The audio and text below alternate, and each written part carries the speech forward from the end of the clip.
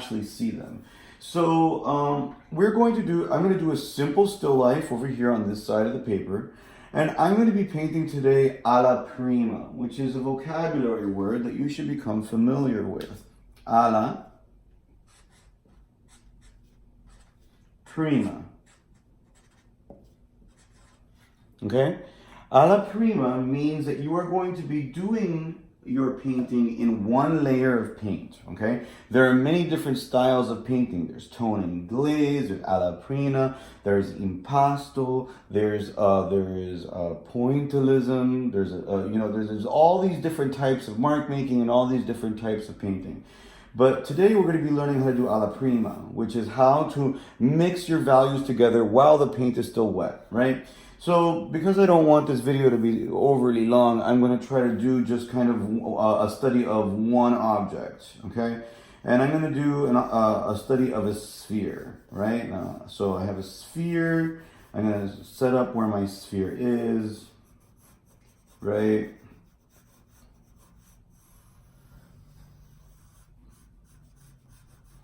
And just drawing one thing feels lazy to me. So I'm going to do a sphere and a cube, okay? So here's my sphere. Right behind it, I'm going to draw a cube that I'm looking at over here on my windowsill. So I'm going to draw the cube over here, like this, going back into space, setting up how I see it in perspective and planning out my drawing. Right? It's sitting on the table, right? There's a background, there's a table, there's all this stuff going on, right? I have planned out my drawing. Okay, so I've created the gesture, right? I'm going to be creating my alla prima study, trying to make sure that all of these shades of gray from white to black are visible in the drawing. So I'm going to put my pencil to the side. Now we know from my personal hero, Bob Ross, that when you paint from the background forward. So even though, right, Bob Ross, painting from the background forward, even though I really want to get into my objects, I'm going to throw in a couple of shades of gray just to create the background over there. So Bob, watch me do the good work over here. Okay, I'm going to switch brushes right now. Instead of using a line brush like I was using before, I'm going to be using a flat brush because I want to fill in areas and I want to fill it out pretty evenly. And I'm going to kind of stick right now to my medium gray. So I'm going to mix my medium gray again, and I'm going to kind of just put in a base color for my background. So I'm just going to carefully figure out, okay, this is my background color, smudging this in there, okay, alla prima. Smudging, right? I don't want to get into the shapes just yet. I just want to kind of get a background color in there because we don't paint in a vacuum. These objects are in an environment, right? Now I'm going to use a slightly larger gray, a lighter gray, sorry, not larger, lighter, to make one side slightly lighter than the other, okay? I'm going to do this so that I can differentiate between where the light's coming from. Okay, so the light's going to be coming from over here, so I'm making this side a little bit darker so that I can help that out. Now the table that my items are sitting on in my studio are is much darker than the background is.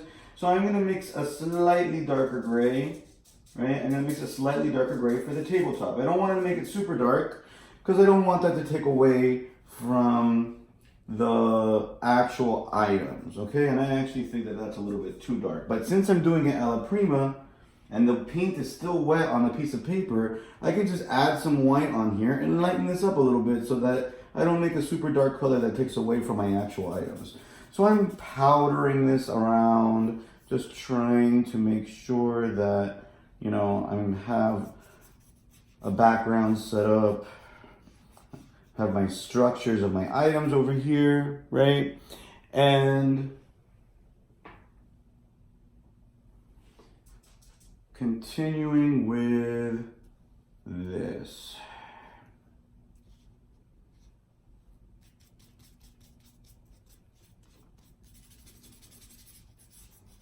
I'm being a little bit messy, but that's okay. Okay, so I'm gonna make the table just a little bit darker on this side because it almost looks the same as the background. Too dark. This is all a game of balance. Okay, so there. And then playing with that. Okay, so I have background in there. I need to start painting my object. So I'm going to switch back to my line brush because I want to have a little bit more precision with this part of it, right? And I'm going to paint, again, we always paint from the background forward. So the cube is behind the sphere that I'm looking at, the ball that I'm looking at. So I'm going to go ahead and I'm going to paint the cube first. So using a slightly darker gray so that it stands out from the tabletop, right? I'm going to put a little bit of water into this so that it spreads nicely, right? I'm going to put kind of a base color on here, okay? And I'm going to kind of define the shape. And I mean, there's a lot of different ways of doing this. You may have your own ways of doing this. I like to paint the entire thing because the cube is darker than the sphere is. I'm going to paint the whole thing like a darker shade of gray, right? And I can still see my pencil marks. I don't know if it shows in the video, but I can still see my pencil marks. And I can kind of make out where I'm supposed to be doing all these different things, right? Okay, so now, because I am using this wet into wet alla Prima style of painting, I can mix colors right into here and affect the shading. So right now the light's coming from above. So I want to lighten my box up. So I'm going to take white and I'm going to massage it into these grays, right? And I'm going to create the highlight right here. Now it's not going to be white, it's going to be gray. And the reason why it's going to be gray is because of the fact that that the paint, it's picking up the paint that I have underneath there, right? Now the light's coming from this side. So this side over here is going to be the darkest side. This side is going to be slightly lighter. Okay, so I'm kind of blending that in there. Okay, I think I need to make the top of my box a little bit lighter so that I can tell the difference between the side of the cube and the top of the cube. So I'm going to grab even more white and I'm going to massage this in here and be like, okay, this is where the light is touching the item. Okay. This is the lightest side is here, and then I can blend this in. And remember, you're doing this with the paint. You don't want to be doing this with an overabundance of water. And it's okay to leave brush stroke. It does not have to be perfectly smooth. I love brush stroke. Brush stroke is one of my favorite things because it makes it look like a painting and not a photograph. If you want it to look like a photograph, take photography. Okay, so trying to just clean up my my brush over here so I have a little bit more control and really just kind of cleaning up my shapes, okay, and making sure that that makes sense. Now I'm noticing that because the shadow of the ball is falling over here on the cube, I need to make a little bit of a shadow. So I'm going to make, again, I'm going to make a little slightly darker gray, right? And I'm going to throw like the shadow of the ball kind of like in this area because that's going to be affected by that, right? Okay, so I got that kind of set up. Now I'm going to work on the ball, right? So now I got all those things set up. I'm going to work on the ball. So the ball is a lighter color, right? It's kind of a white ping pong ball kind of looking thing. So I'm going to start with a light gray. I'm not going to start with white. I'm going to start with a lighter gray because I want the whole item to be lighter than the item behind it, right? So I'm going to go ahead and I'm going to paint with a really healthy amount of paint the whole ball so that it can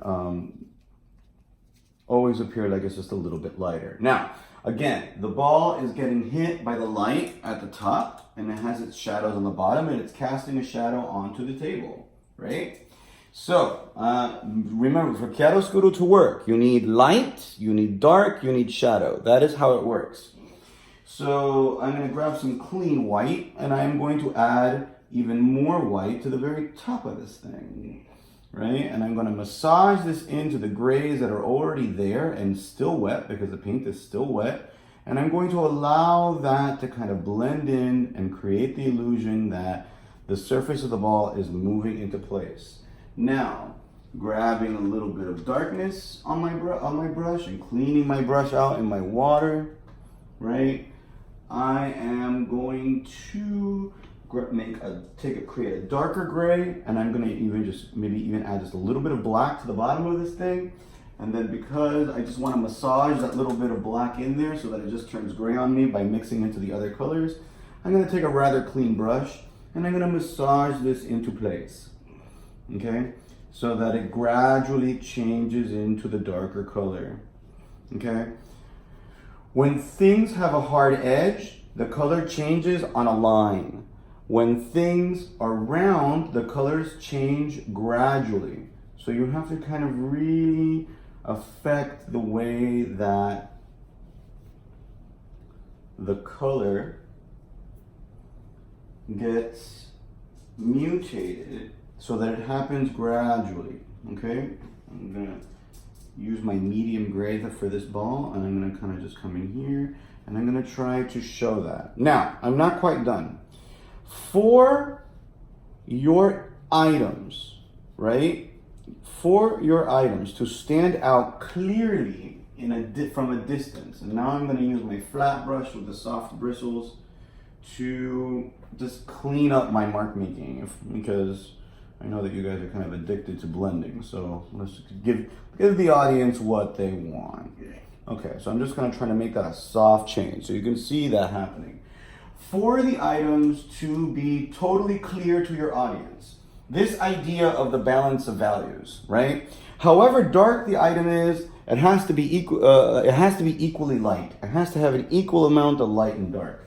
So if my ball is getting touched by the light here and has a pure white reflection, that means that it has to be balanced with an equal amount of black on the opposite side, right? So I'm going to take a black, and I'm going to put that in there, right? So that we can have a balance. And then I'm not just going to leave that dollop of black in there, but I am going to start really kind of massaging and blending that in, not getting rid of all of the black, but allowing the black to kind of help balance out the opposite side, right? And you're going to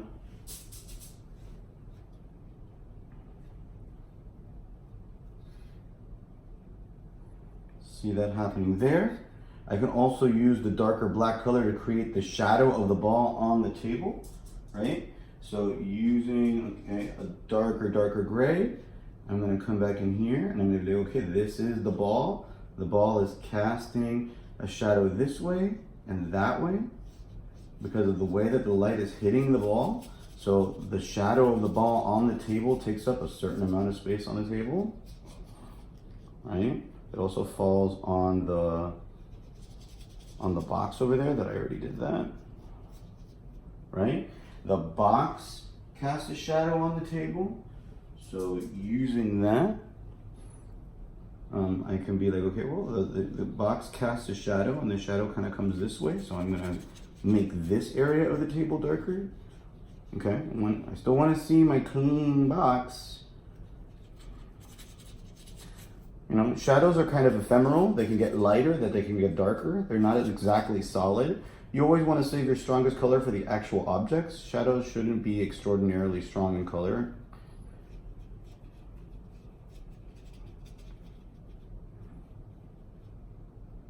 Okay. Okay.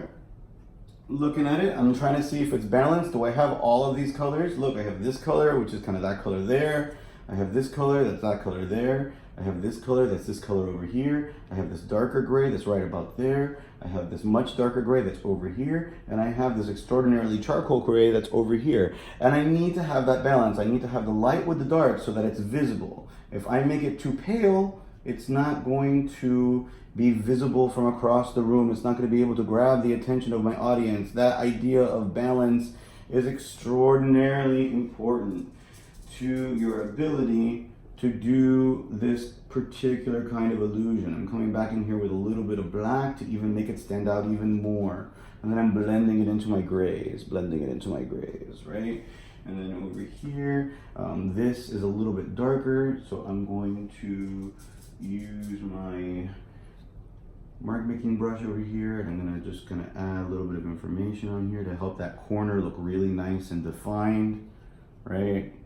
And then going like this, blending it all in. Remember, all of this paint is still very wet, so I can still just massage it in, and then all the grays start working together to make this happen because it's the darkest side of the box. Okay? So, this is the